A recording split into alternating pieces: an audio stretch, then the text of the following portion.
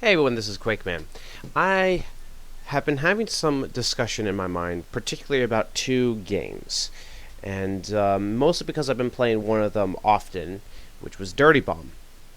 I tried doing a stream once before, about a month ago or 2 months ago, and that didn't go so well, and I did it recently, and that did pretty well. Still not amazing the game, I don't care, I still love the game. And I got into Dirty Bomb because I heard a name of a developer who made a game back in like 2012, I think it was released, or 2010.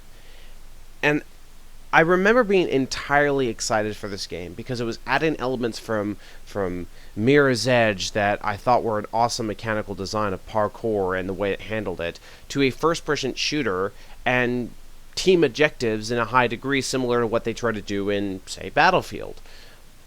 And that was Brink. And if anyone who remembers that game, it was not good. It was panned very hard. I don't know what the average number is, but it was not good. There were 5s, 4s, and 2s all over the place for this game. And granted, I hate using numbers, but I have to do for explanation. But I got this game on my 360, and I also have it on my PC. And even though I can absolutely tell you that this game is not good by any imagination, it has problems all over the place. The fact that the single player is a campaign of bot matches, the fact that there really is, it's hard to tell exactly what story is going on. You're either with the security to save the Ark, or you're against the resistance to get off the Ark, but why? Why is that happening? You don't really know. And you kind of are supposed to find out by unlocking secret audio logs, but that shouldn't be the case. There are cutscenes you get before every mission that, has these characters talking about Pete and things, and you just look at this going, who are you guys? There were problems with the way the game felt. The graphics had issues, especially on the consoles, where the ID Tech engine apparently feels like it just didn't run very well, or it wasn't optimized correctly. And even when I replay on PC recently, I've noticed that even though the game is saying that I'm running at 177 frames per second on high settings, the game runs as if it's 30. Which is the weirdest thing I've ever seen, where a game is telling me it's this frames per second, but it's not actually. So, I don't know if there's just something wrong with the engine itself, or my computer, or both, but that was the weirdest thing I've ever experienced, of seeing a game running as if it's 30, even though my counters are telling me it's 177. The online was a mess up. It was very hard to connect to anyone. If you wanted to do the campaign mode, you had to figure out some weird way with your networking just to have players connect to you, because it has the same problems that games like Killing Floor has, where you really, the first Killing Floor at least, where you really you have to open your ports and make yourself pretend as if you're in a server, but you're not. It was very difficult, and it was clunky as well. But the technology on the game mechanics, which is what I want to talk about, is something that I thought was fascinating. The fact that different body types had different ways of playing the game, and if you're a light body type, you can run on the walls, jump off the walls, and stuff like that, similar to what Dirty Bomb does, kind of. In you can slide. If you run and press C, you can slide. See, for my crouch at least, but when you press crouch, you slide. You can knock down enemies. Enemies will fall over, and they can shoot them while they're on the ground and trying to get back up. There was just so many different ideas. And the other thing that I liked was the multi-objectives in the multiplayer games. Now, granted, Brink, if I remember correctly, Brink isn't the first to do this. I believe Return of Castle Wolfenstein or Wolfenstein Enemy Territory were the first to do multi-objective systems, I believe. But Brink is the first that I've seen in a long time that adds this. And basically what I mean is, where most multiplayer games, like Call of Duty, Battlefield, Overwatch, most of those games tend to have, you do one objective all the way through, and that's how you finish the game.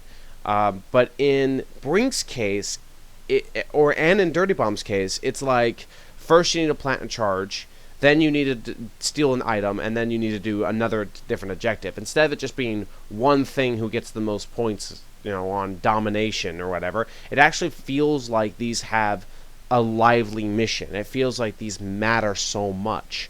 And even though in Dirty Bomb's case it doesn't really have a story, you don't know who the CDC is, you don't know who Jackal is, and you only know the mercenaries' backstory in a small degree, it still feels like there's a campaign going on when you do these missions. It's why I like Titanfall so much. And even though Titanfall's mission objectives were pretty much the same, I like that idea of adding a story element to a multiplayer, and we got that more over time. But that's off topic. Back to the main thing.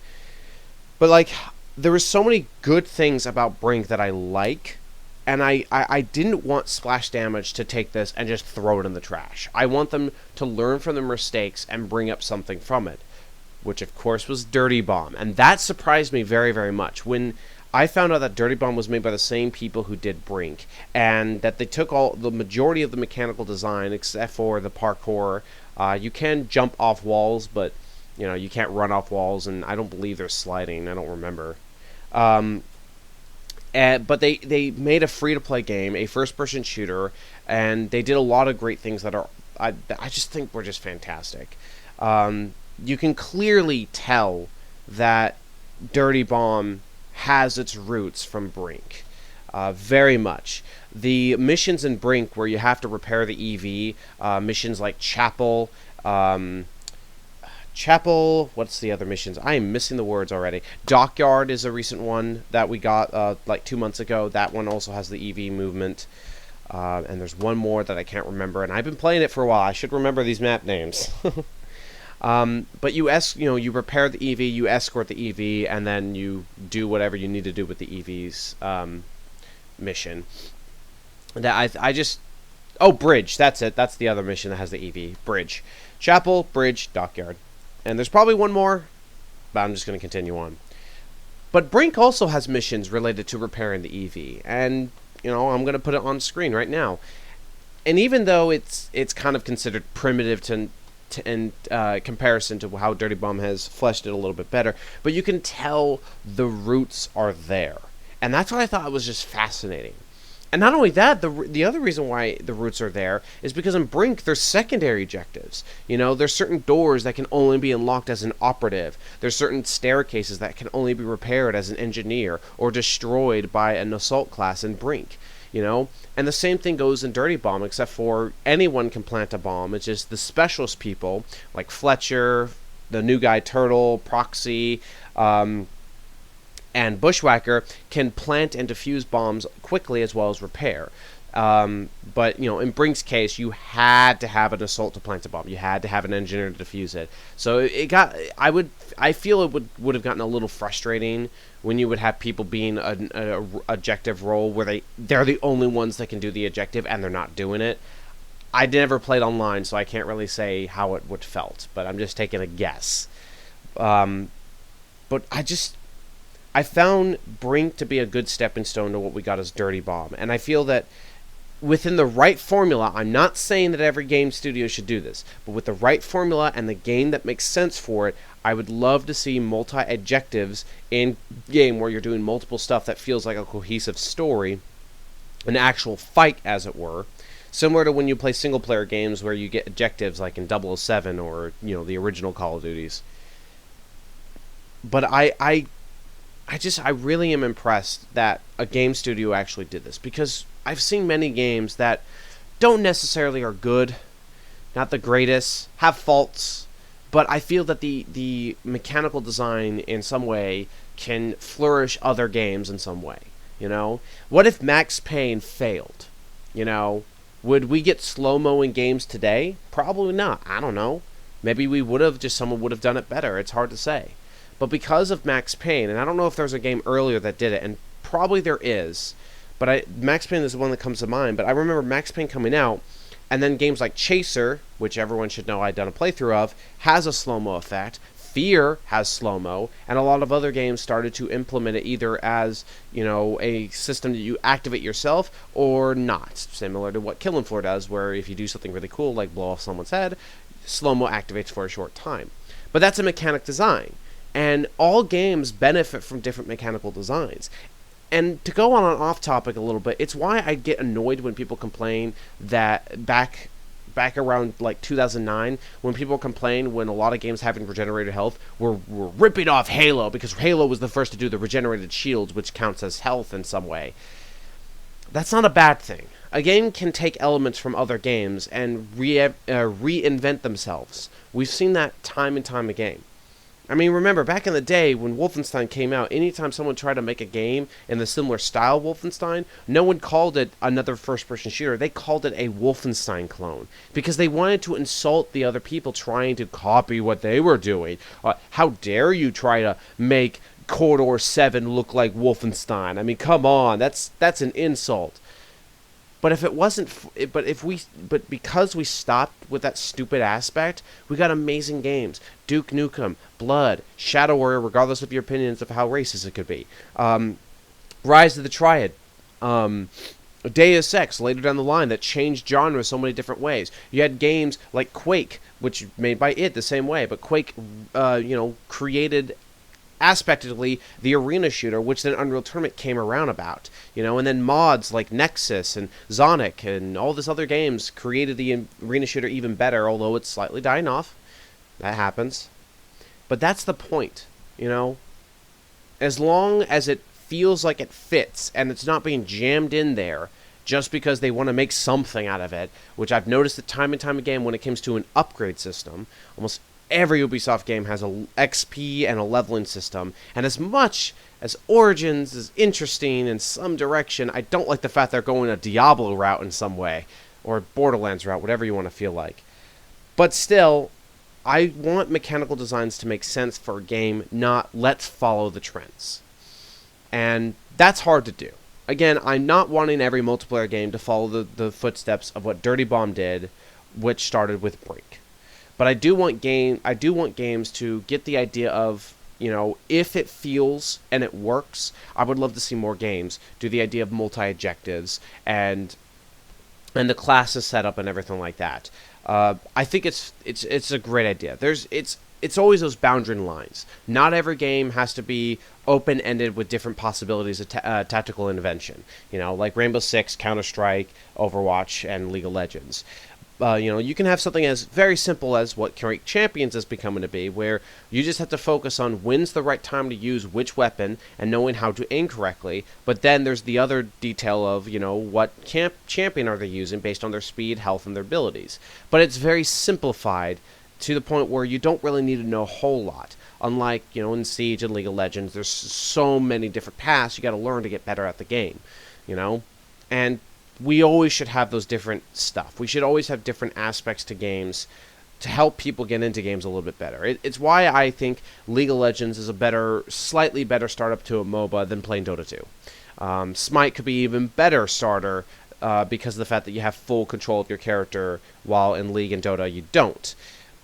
It all depends on the player. It all depends on that. That is a tangent entirely, and I'm very sorry. The main point I'm trying to get at is that even though Brink is horrible, and it's not that good of a game, it has a charm that, in my opinion, that I relatively play once in a while and sometimes have some fun to see. And because of Brink's failure, it basically birthed Dirty Bomb, which I think is amazing, but I do want to see the developers to work on it better, because if I remember correctly, the last new mercenary we got was Phoenix, and that was almost a year ago, and we just now got Turtle, and then we got 2 new maps. So I really hope they keep up to date with trying to add new maps and new stuff, as well as making a matchmaking system a little bit better so I could team up with friends, join in a server, and so we can play instead of the way they have it now. Ranked is a little bugged from what I've been hearing. I haven't touched it yet, but they need to fix that a little bit more. But I would love to see Ranked flourish a little bit better and be in the high standards of compared to, like, Overwatch and Rainbow Six Siege, League of Legends, Dota, Counter-Strike, so on and so forth. I would love to see Dirty Bomb get up there. It's hard to tell. But it's always fascinating to me when a company can make a game that you can tell in some way could be a passion project, but failed in some way, but then birthed something else even better. And on a side note, DE did this too. They made a game back in like 2007, 2008 called Dark Sector. Very below average game. It was released on the 360, PC, and I think PS3. And I played it. It was fun for what it was, but it's not an amazing game. It has problems. But they took their mistakes from that game and they made a better game called Warframe. And the reason why is because the term Dark Sector does exist within Warframe. The Tennos in the game are a reference to the main character of Dark Sector, Hayden Tenno.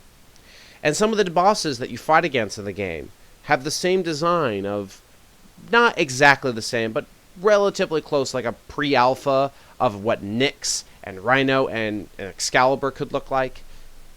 But the fact is that the whole virus that turned your character into with the metal arm and the glaive is a very good reference to what Warframe became. And because of that, we have an amazing game that's been around for 4 years, I think now. And I've been playing it close to 2,000 hours. And I love that game. And Dirty Bomb I love as well.